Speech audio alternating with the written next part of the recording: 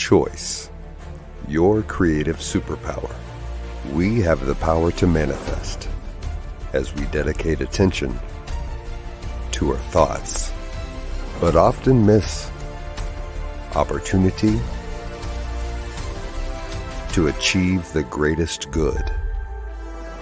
Your superpower is waiting to be unleashed to unlock a fuller, more rewarding world for all. Join us every Thursday at noon Mountain Time for Choice, your creative superpower with Zoe Muro.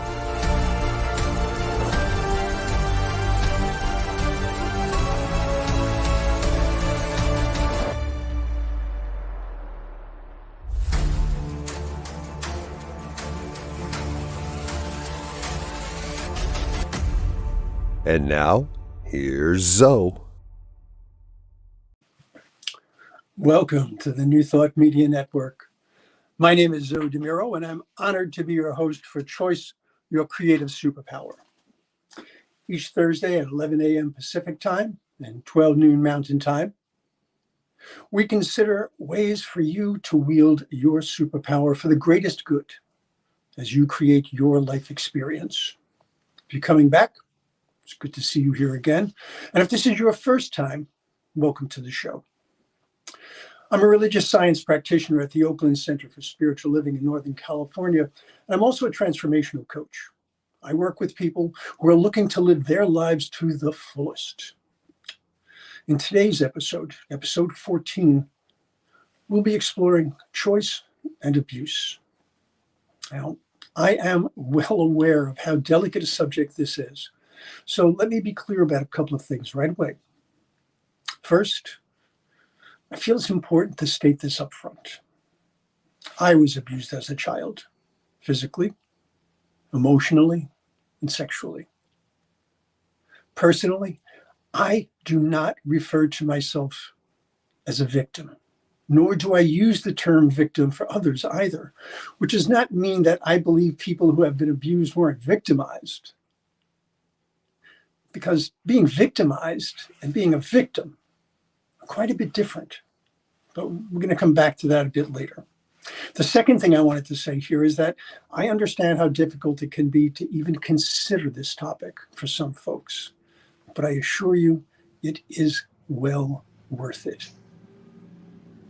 If you find that this is not something that you can deal with on your own, please get help as soon as possible. Don't go this alone.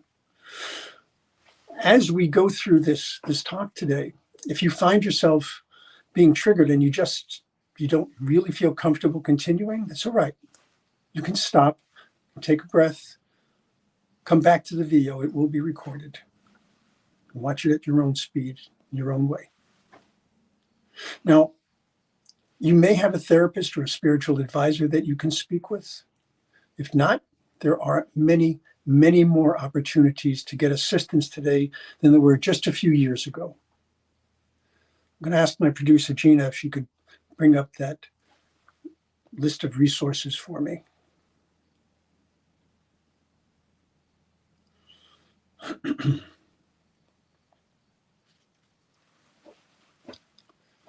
So what you'll see here, and this is a very small list, folks. That very first one is a website that has a tremendous number of resources. Likewise, the second one. The third one is very specifically dealing with child welfare. And then there's also the helpline FAQs at NAMI.org. But I also want to point out that you can call or text 988, right? Or you can actually chat at the 988lifeline.org website, right? But whatever it is that you need, please, by all means, do get that help. Thank you, Gina.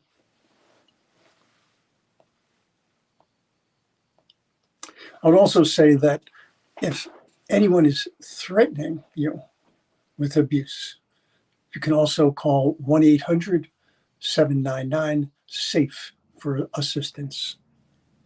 All right. We'll go over this again later. There are, unfortunately, a large number of types of abuse. but I actually think it's worthwhile to spend a little bit of time talking about that. Abuse is defined as any action that intentionally harms or injures another person. In short, someone who purposefully harms another in any way is committing abuse. When we look at abuse that adults encounter, we might be talking about physical abuse or psychological abuse or sexual assault to the point of rape, verbal abuse. There's elder abuse, financial abuse, spiritual abuse, emotional abuse.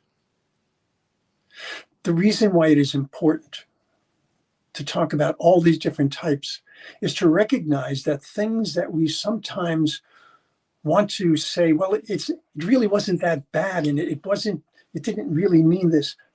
Yes, if someone is physically, psychologically, sexually causing you harm, that is abuse.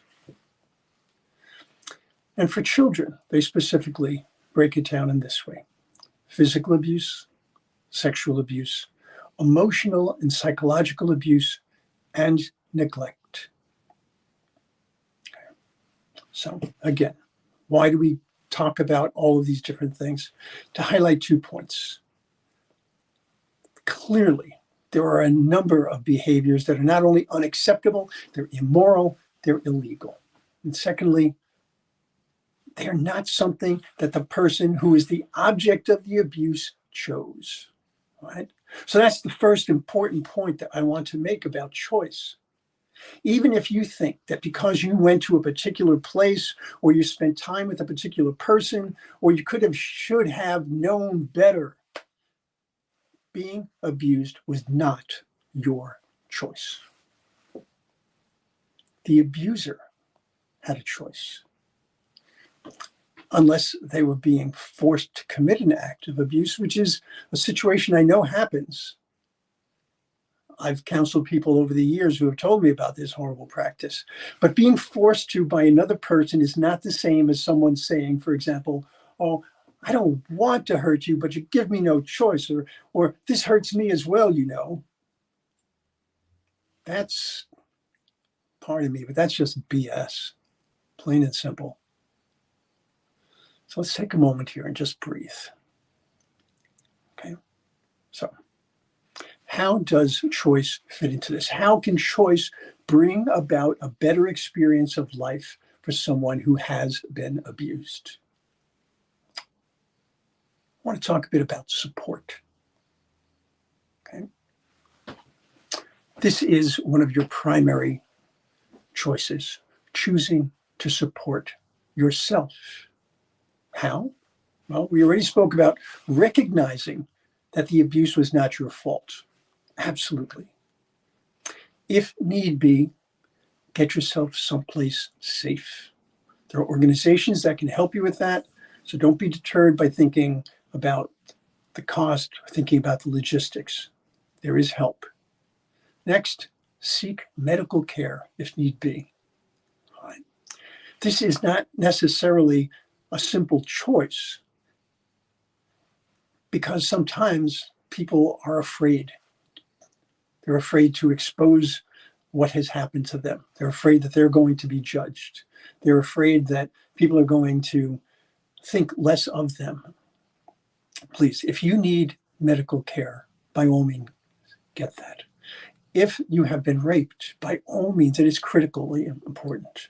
A violent act was committed. You have the ability to help prevent others from suffering the same fate. Now, forgive me for being very blunt here, but if you've been raped, don't wash, don't shower, get to the ER. If you need help getting to the ER, call a trusted friend, but get there. Physical abuse leaves evidence of abuse, sometimes external, sometimes internal, and that evidence can be used to stop an abuser. So regardless of the type of abuse, seek help as soon as possible. Choose how you see yourself at this time in your life. Thank you, Gina. This is a tough topic. Okay, so choose how you see yourself at this time in your life. People who have suffered abuse as a child often hold the abuse as part of their identity. But that is a choice. You might not realize it, but it is. Abuse is what happened to you. It does not define you unless you choose to allow it to do so. And I'm not being judgmental here.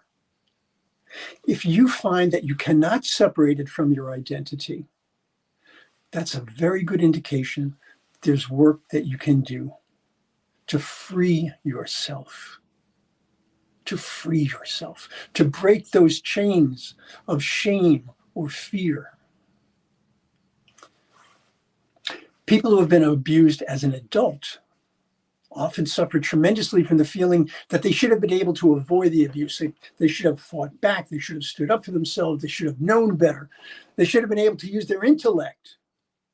Whatever story they've used to torment themselves, it's just that. It's a story. So folks, choose to tell a story of how you can heal, or how you'll feel once you are healed, or even a story that simply acknowledges that you can heal, that healing is a possibility. Now, I want you to note, I am not suggesting that you forgive yourself. Why? Because you didn't do anything that needs to be forgiven, right? Didn't do anything that needs to be forgiven. But since I did open up the topic of forgiveness, can you choose to forgive your abuser? Should you choose to forgive them? Do you choose to forgive them? This is probably the most polarizing aspect of forgiveness. You know, we discussed forgiveness in an earlier episode of Choice. July 14th, episode 3. I would strongly recommend that you go back and listen to it again if you've heard it before, or for the first time. There's a lot to unpack about forgiveness.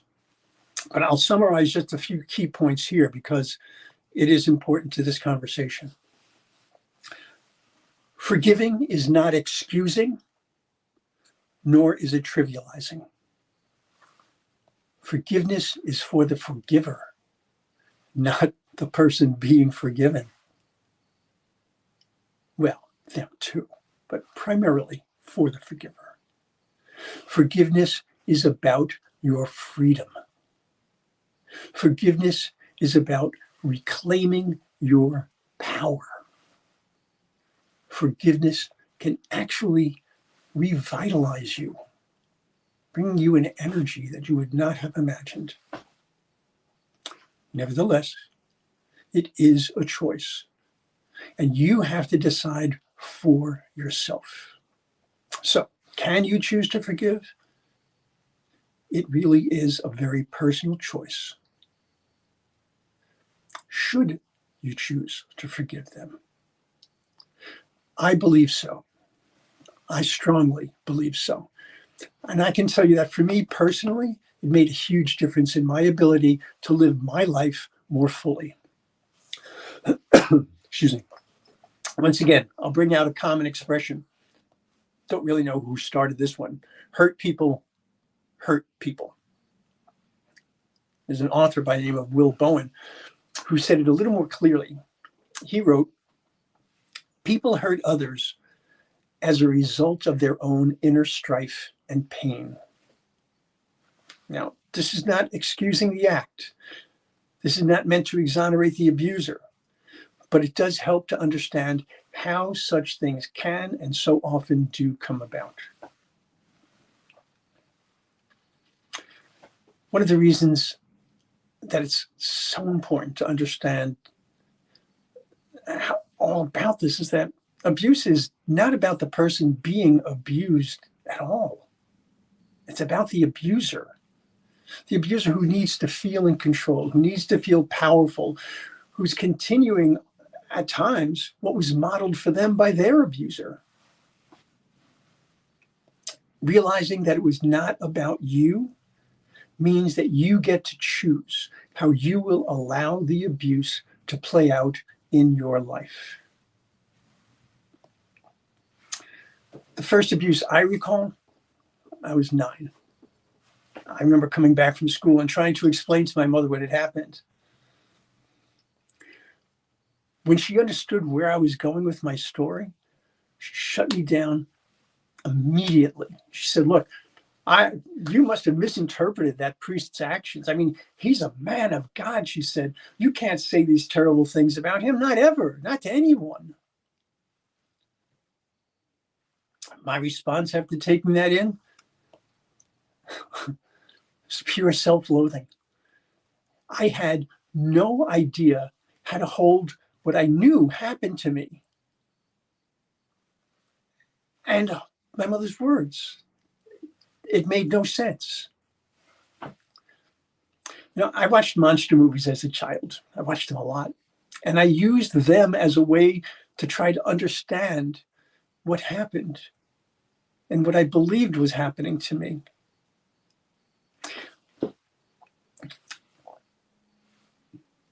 I knew that sometimes monsters that no one believed existed or realized could be the person living right next door did things that made their victims monsters in return.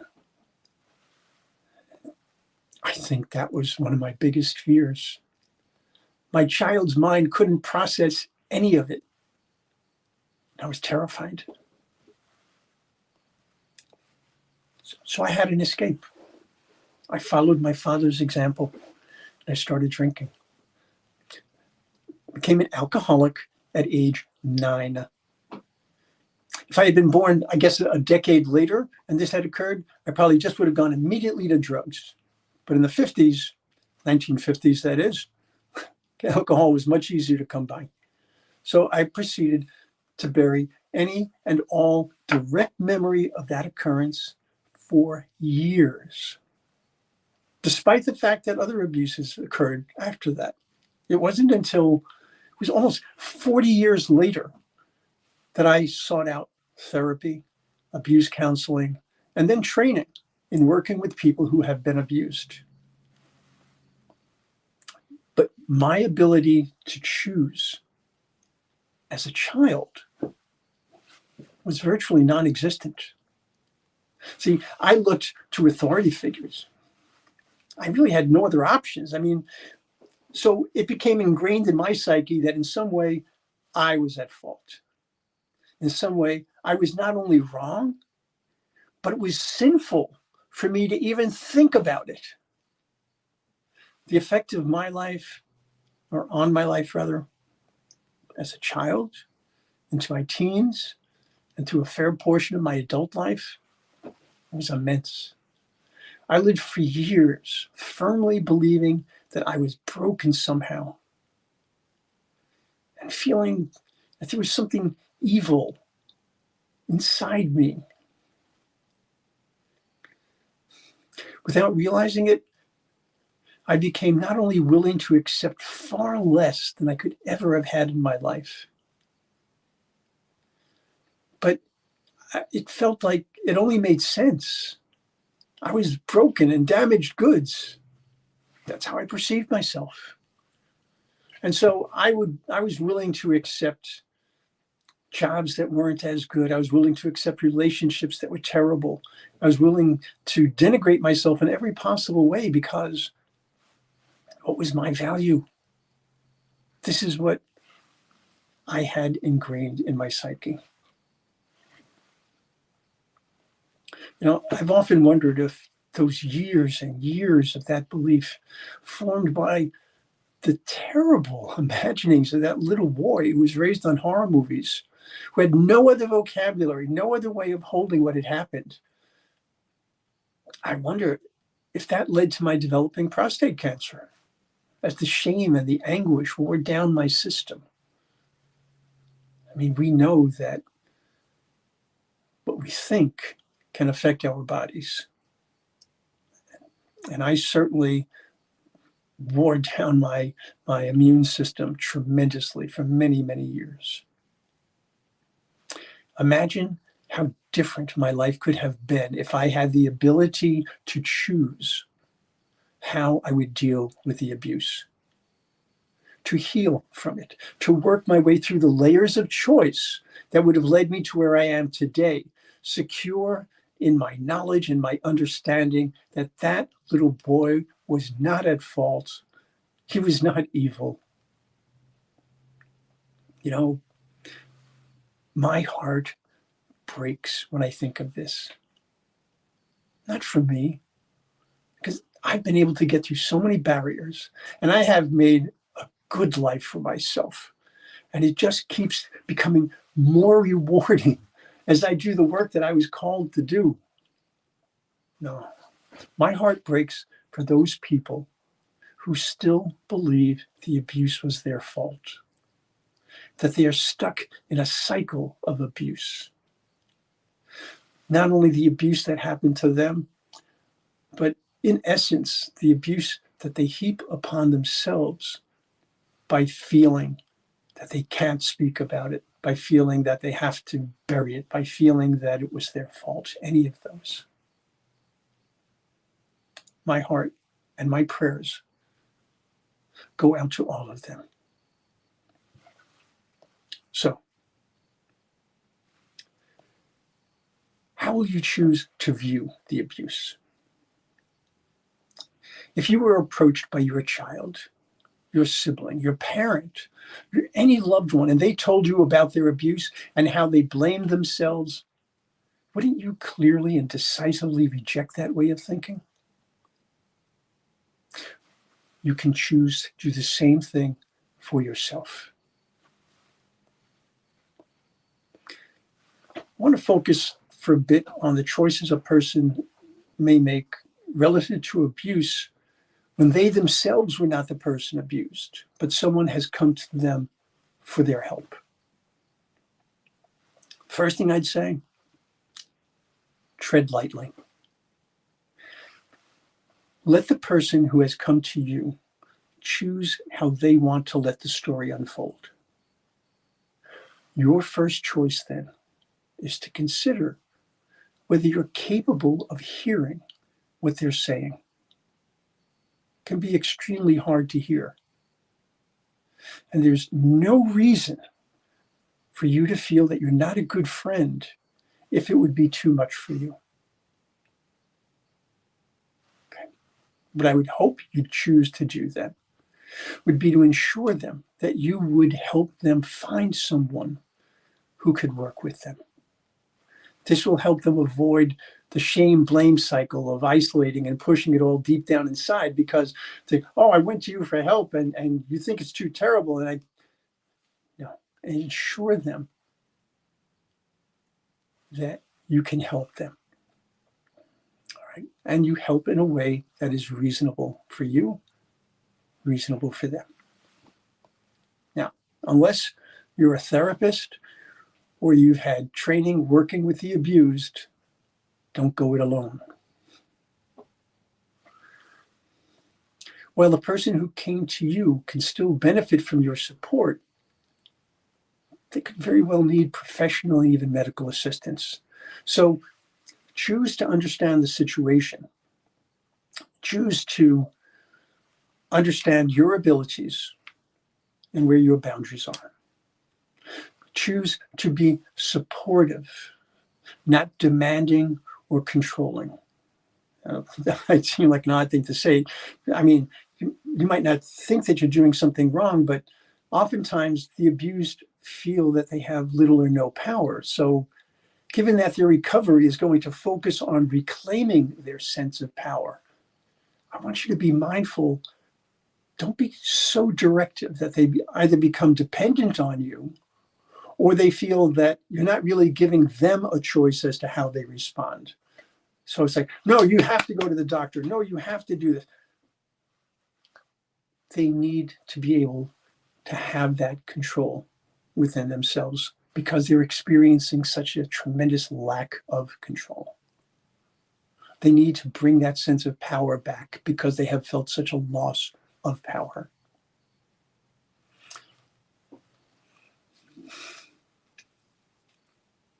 And Gina says that I honor the person and remind them that they are not their experience. I love and pray for them. Absolutely. And folks, if you're one of those people that everyone seems to come to for help, be careful you don't become codependent with them. One of the most supportive and beneficial things that you can do for a person who has been abused is, tying into what Gina just said, you can simply be a sacred witness for them by recognizing that being a person with whom another can feel safe is sacred. It's a gift both to the person witnessing as much for the person being witnessed. It's about listening, feeling, holding that safe space and the sense of peace amid the turmoil. And there might not even be any words or any obvious actions at all. So again, there are resources, right, that you can turn to if someone who has come to you has been abused. If you'd like me to send this list to you, simply send me your email address and I'll forward it. No obligations, nothing required. All you need is a subject line for the email that says, please send those resources, right? And I'll just return with that list. That's all I'll need to reply. Of course, I am here if you would like to share with me, always in confidence, of course. What you feel about choice and abuse needs to be expressed. All right. If it's safe to express it with me, please do so. You can email me at zodimuro@gmail.com.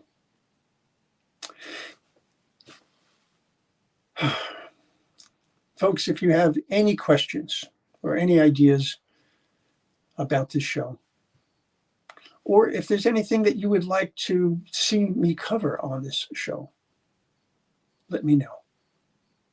Okay. I am available for coaching. I am available for speaking. I am available for prayer. And I want to leave you with the understanding that you are made of the same God stuff as we all are. You are made of the divine. You are perfect, whole, and complete. That is your truth. And if you choose nothing else today, choose to believe that. Thank you. Well, I'm honored that you've spent time with me this week, but I want you to go to ntmedia.org. And I want you to check out all that we have going on. Today, for example, I believe Gina has a show at 12 noon Pacific time, 1 p.m. Mountain time. Finding the joy in the journey. Is this true, Gina? And let's see, at 1 p.m. Mountain time, the Vibrant Living Hour with Practitioner Ken Ludwig. It takes time, it takes talent to do what we do here at the New Thought Media Network, but it takes treasure as well. So if you can, please go to ntmedia.org, find that donate button, help us bring all this goodness to the largest possible audience as we work to make this a world that works for everyone. I look forward to seeing you again next week. Until we meet again, choose wisely. Much love and many, many blessings. Choice, your creative superpower. We have the power to manifest as we dedicate attention to our thoughts, but often miss opportunity to achieve the greatest good. Your superpower is waiting to be unleashed to unlock a fuller, more rewarding world for all. Join us every Thursday at noon Mountain Time